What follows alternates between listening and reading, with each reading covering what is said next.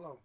As you can see, we're currently located in lesson 1.27. In this lesson, it reviews the first 32 verbs of the 60 verbs that you'll eventually be learning in the course of Unit 1.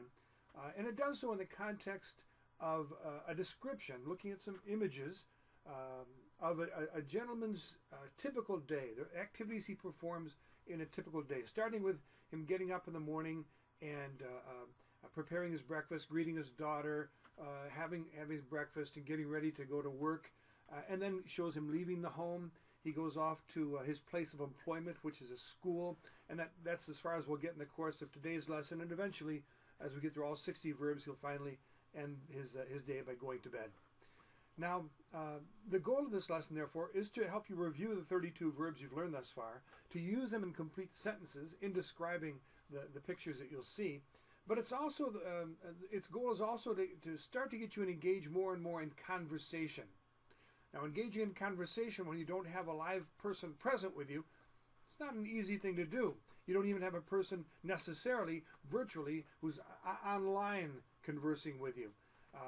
You simply have these lessons, you have these videos, and so the best we can do is to simulate conversation by means of me asking you questions, then leaving time for you to respond, having you respond to me, and my giving you back a response to that same question about myself. It's not impossible to simulate conversation when there's no one present with you. It's not impossible for you to engage in conversation and to become familiar or at ease with expressing yourself out loud, orally, in the language that you're learning, as I'll show you as I go along through this lesson. Well, the first section of lesson 1.27 is an instructional video in which you see me describing the activities of this man throughout the course of the day, and I'm aided by my brother Michael. Michael is present with me as I describe it, and what I do is after I describe what's going on in a particular picture, what this man is doing, I turn to Michael and I ask him a question about how this activity applies to him in his life. Michael's not necessarily the finest model of a husband or a gentleman, but nonetheless, he at least provides us with a little bit of feedback. And after I finish asking Michael for a response about a particular activity, then I'll turn to you and I'll speak to you and ask you how this applies to your life. Now, sometimes I slip up and I say you plural. But because you're not able actually to respond to that question yet, I try to always remember to ask each one of you individually that question. So respond about yourself when you answer me.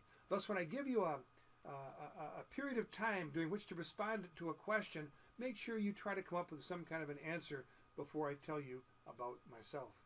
Well, the second section contained in this particular lesson, 1.27, you see you're supposed to simply listen. By clicking on these pictures, you'll hear the same description that I give in the video. You'll hear that description about each individual picture. So simply listen to the descriptions that you find there. In the third section, you have the same pictures. However, this time the activity changes. You're to be timed. You have 1 minute and 30 seconds. This is not a test. It's an activity for you to use to measure your ability and to push you to speak with greater and greater fluency. And so in 1 minute and 30 seconds, you are to describe what this gentleman is doing. He lives in an apartment. He makes the bed. He says hello to his daughter. There's some additional vocabulary, by the way, which is brought out in the first section, like the word daughter. And so try to pick up on that vocabulary as you watch the video. He washes his hands. He prepares breakfast, etc., etc. So in that section, you're timing yourself to see if you can make at least one statement about each of these pictures and complete your description of all of them within 1 minute and 30 seconds. And then last of all, the last two sections really, deal with questions about the instructional video that you saw. Questions that are directed to you personally. You see, for example, here this first question asks if you live in the country. And in a different form, you see type number 2 question. You're asked if you live in a house, and do you do a lot of homework. So the goal of this section is for you to form questions, and questions which could be easily directed to you on the same topics as those which you saw dealt with in the pictures about this man's typical day, a day in the life of this gentlemen. And the last section involves the same pictures, but now you're told to answer the question. So you can click on the question if you'd like to hear it, although you probably don't need to hear it necessarily. Here it says, do you live in the country? And you'd respond and say, yes, I live in the country. And here's what I want to get across. I said it's not impossible for you to engage in conversation when you don't have a person actually physically present with you. And I'll give you an example from my own life. When I was learning Spanish back in, I'd already started French long before that, but I started studying Spanish in college. Outside of class, I had no one to practice with. Maybe because the Hispanic population was smaller and I just didn't know any people who were Spanish-speaking people. There weren't that many students studying the language at that time as there are currently. And so as I walked around the campus of the university where I wanted to practice my speech, my ability to express myself in Spanish, but there was no one to talk to. And so what I would do, I would describe my setting to myself. I would say, I'm walking along the river, I see a bridge, I will cross the bridge, and then I will go to my dormitory. It wasn't really a very engaging conversation, but nonetheless, I needed a way to put into practice the vocabulary and the structures that I was learning. And there's an important principle. It's that the more you speak, the more comfortable you become with speaking. And so, as you look at these questions right here, you could simply respond to this question with, no, I don't live in the country, or yes, I live in the country. But you want to become more and more familiar with and more comfortable with speaking this language. Why not extend that response? There's no time involved here.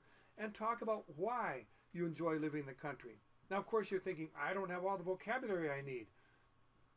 If you're creative, and this is a big part of speaking another language, learning how to talk around the gaps in your knowledge is a great skill for you to acquire earlier in your language learning. You'd like to go from point A to point B directly by means of having all the proper vocabulary in line to express exactly what you want to say.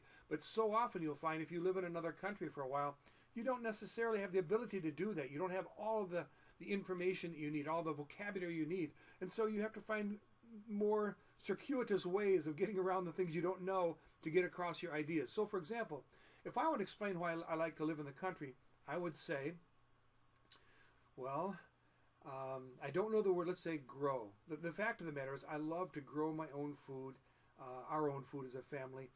I love working with the soil. I love growing things. I love raising animals.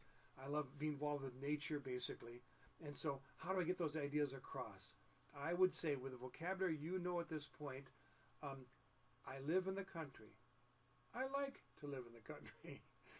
Why not? It may not be very eloquent, may not be very tremendous elocution, but the more you speak, the better and the easier it's going to become. So I like to live in the country.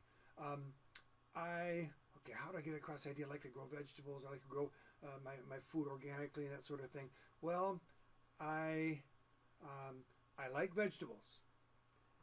I eat vegetables. I like to eat vegetables. I don't want to buy vegetables. So I want to get the idea of I take the soil and my tools, the seed, and what I know about nature and how the cycles of nature, and I put it all together. Oh yeah, I make vegetables. Now that's not the greatest way to say I grow them. I raise a crop, but it'll get the idea across, and you must be content with that at this point. Finding creative ways to express yourself when you still have gaps in your knowledge. It's an important skill, and it also requires you to speak maybe even more than you'd have to if you could go directly to what you wanted to say. And so respond to these questions at length. You could say, for example, down here, this question is, you live in a house, don't you? You can say, well, yes, I don't live in an apartment. I live in a house. I live in a house in the country. I like to live in a house. I like, I don't want to say quiet. I don't want to hear buses or trucks or cars. I want to see. All these words you can express. I want to see animals, etc. And as you respond at greater length to these questions and use your creativity and what vocabulary you do know, you'll find that speech is going to become easier and easier to you. So those are the activities in lesson 1.27. At this point, you're free to return to the first section of 127, and I will see you in the course of lesson soon, maybe lesson 1.28. Goodbye.